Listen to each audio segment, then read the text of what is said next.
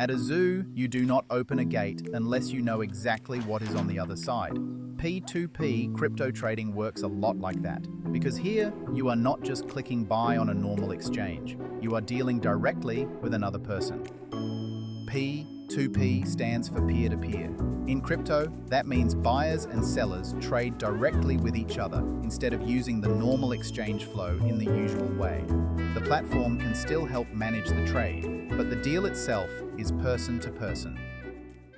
Here is how it usually works. First, the buyer chooses a seller and starts the trade. Then the platform places the seller's crypto into escrow. The buyer sends payment, the seller confirms it, and only then is the crypto released. A normal exchange feels more like trading through the platform itself. P2P is different because the trade happens directly between two people, with the platform helping protect the process in the middle. So, why do people use P2P? Usually because it gives them more flexibility. It can offer local payment methods, direct deals with other users, and access that may feel easier or more practical for some people.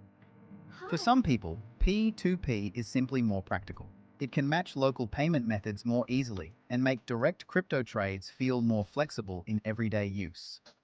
But direct trading also means you need to be more careful. If you rush, trust too quickly, or move outside the platform's protection, the risk goes up fast. That is why escrow matters. The risk usually goes up when people step outside the platform, ignore the process, or trust too quickly without proper confirmation. When the process is followed properly, both sides know where they stand, and the trade can move forward more safely. So P2P trading is really just crypto trading done directly between people. It can be flexible, useful, and practical, but it works best when both sides follow the rules and the platform's safety features stay in place.